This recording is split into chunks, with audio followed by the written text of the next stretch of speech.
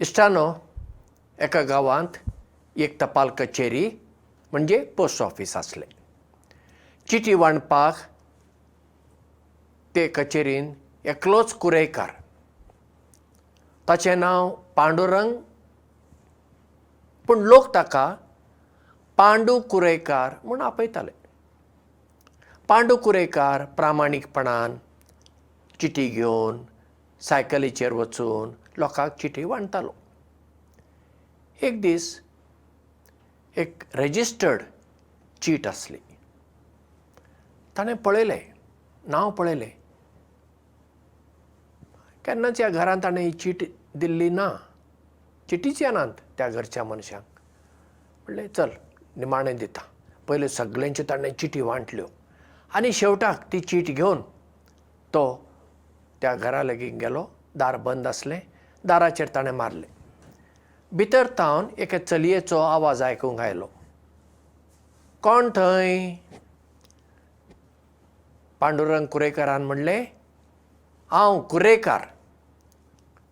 हां बरें, तर चीट दारा पांदल्यान भितर उडय, ते चलयेन म्हणलें. पांडुरंग कुरेकारान म्हणलें, ना, उडोवपाक जायना, कित्याक ती रेजिस्टर्ड, तुजी ताचेर सही जाय, असिनात जाय. तेन्ना ती चली म्हणटा, बरें राव, येता. कुरेकार रावलो. चली आयलीच ना.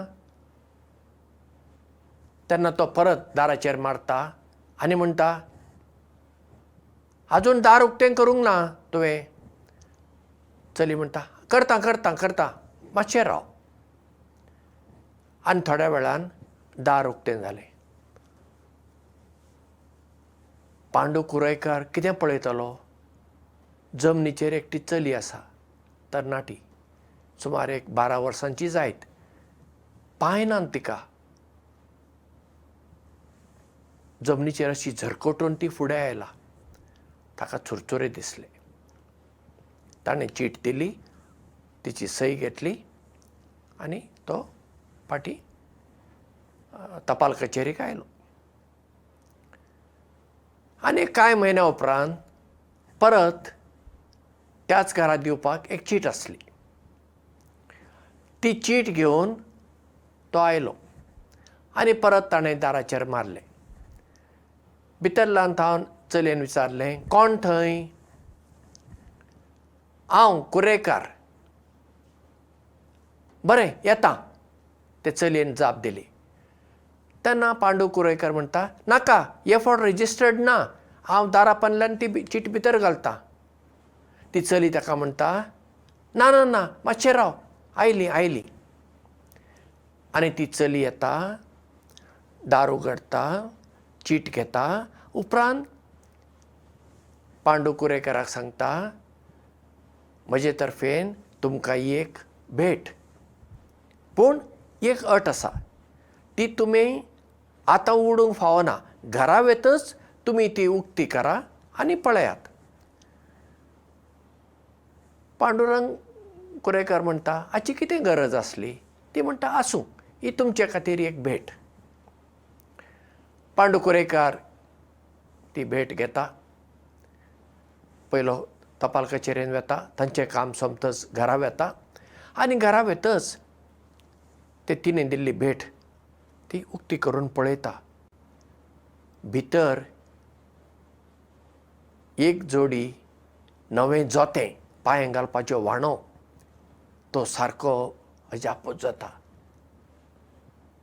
कित्याक ताच्या पांयांक जोतीं नासलीं. कितलेशीच आतां म्हयने तो पांयांक जोतीं नासतनाच भोंवतालो. दुडू नासले. दुडू घरा खर्चाक जाय पडटाले. देखून ताणें आपणाची पर्वा केली ना, तसोच तो वेतालो. कितल्या घरांनी तो गेलो, चिटी वांटल्यो, पूण कोणेंच पांडू कुरेकारा कडेन लक्ष दिलें ना. पूण ही चली, जिका पांय नात, जिका चलपाक जायना, म्हणटा जिका जोतें घालूंक मेळना, तिणें पांडू कुरेकारा कडेन बारीकसाणेन पळयलें आनी तिणें ताका जोती भेट म्हणून दिली. हे चलये कडेन एक खाशेलो गूण आसलो. कसलो तो गूण? बारीकसाणेन पळोवप आनी हेरांची गरज समजून घेवप.